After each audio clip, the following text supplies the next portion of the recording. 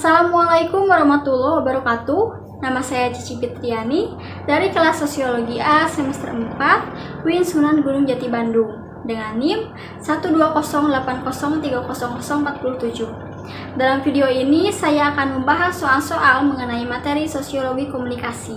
Video ini juga bertujuan untuk memenuhi ujian tengah semester sosiologi komunikasi dengan dosen Bapak Dr. Hikmat. Langsung saja pada soal yang pertama. Jelaskan apa yang Anda ketahui tentang sosiologi, tentang komunikasi, dan tentang sosiologi komunikasi. Sosiologi adalah suatu ilmu yang membahas tentang berbagai aspek dalam masyarakat serta pengaruhnya bagi kehidupan manusia. Sedangkan komunikasi adalah suatu proses ketika seseorang atau beberapa orang, kelompok, organisasi, dan masyarakat menciptakan serta menggunakan informasi agar terhubung dengan lingkungan dan orang lain. Jadi bisa kita simpulkan bahwa sosiologi komunikasi adalah suatu cabang dari sosiologi yang mempelajari bagaimana proses pertukaran pesan atau informasi yang terjadi dalam konteks masyarakat. Lanjut pada soal nomor 2. Menurut Burhan Bungin, ada peran ganda yang dilakukan media. Jelaskan dan berikan contohnya masing-masing.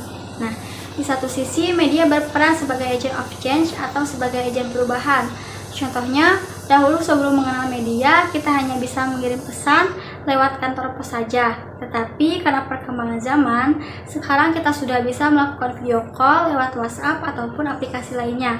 Namun di pihak lain, media berperan sebagai agent of destroyer atau perusak atau pemicu masalah sosial di masyarakat. Contohnya, dengan adanya media, masyarakat jadi seenaknya mengetik apa saja, termasuk menjelekan orang lain, semisal di beranda Facebook, Instagram, atau aplikasi lainnya, tanpa memikirkan apa yang akan terjadi ke depannya. Lalu nomor 3, apa yang disebut dengan ideologi media? Ideologi sering diartikan sebagai sebuah gagasan maupun ide, sedangkan media adalah sebuah alat yang memiliki tujuan sebagai perantara penyampai pesan. Jadi bisa disimpulkan bahwa ideologi media adalah sebuah cara, pedoman, ataupun gagasan yang dilakukan oleh seseorang untuk menggunakan media dengan baik. Lanjut soal nomor 4, jelaskan fungsi media dan berikan contohnya masing-masing. Yang pertama sebagai sumber informasi dan pengetahuan. Contoh, jika kita ingin memasak untuk buka puasa tetapi tidak tahu resepnya, dengan media kita bisa mencari resep makanan dan mempraktekannya. Lalu yang kedua, untuk mengatasi keterbatasan ruang, waktu, dan kemampuan diri manusia. Contoh, dengan media kita bisa mengobrol lewat WhatsApp, baik itu video call, telepon biasa, ataupun chatting. Yang ketiga, sebagai sarana untuk mengekspresikan pendapat, ide, dan gagasan dengan lebih gamblang. Contoh, kita bisa membuat sebuah konten YouTube yang sesuai dengan hobi kita, semisal ingin membuat konten liburan atau apapun. Lalu yang terakhir, sebagai hiburan, relaksasi, dan pengalihan perhatian dari ketegangan sosial yang dialami oleh seseorang. Contoh, jika kita bosan, kita bisa menonton film ataupun mendengarkan musik lewat YouTube. Lanjut soal yang terakhir, yaitu media bungkam ketika maraknya demo gerakan mahasiswa yang akhir-akhir ini terjadi dalam menyikapi keadaan ekonomi yang kurang baik-baik saja. Menyusul kelangkaan minyak dan melambungnya harga-harga. Justru rakyat disuguhi oleh wacana penundaan pemilu dan perpanjangan masa jabatan presiden. Nah, jelaskan pendapat Anda fenomena apa yang terjadi bungkamnya media tersebut.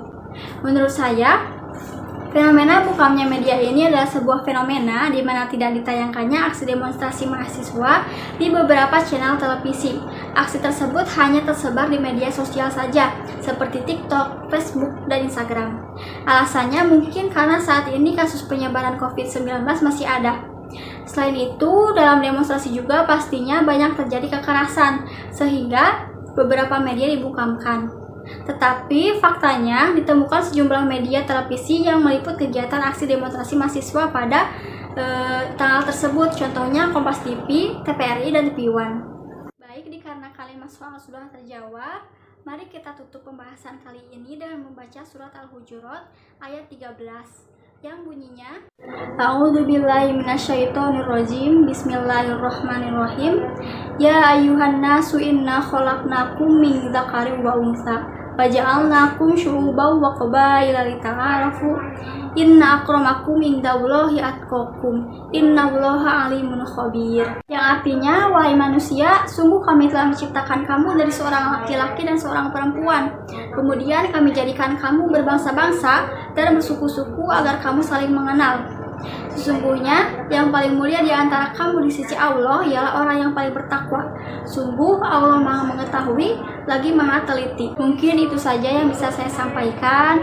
Mohon maaf apabila banyak kesalahan ataupun kekurangan dalam perkataan. Wassalamualaikum warahmatullahi wabarakatuh.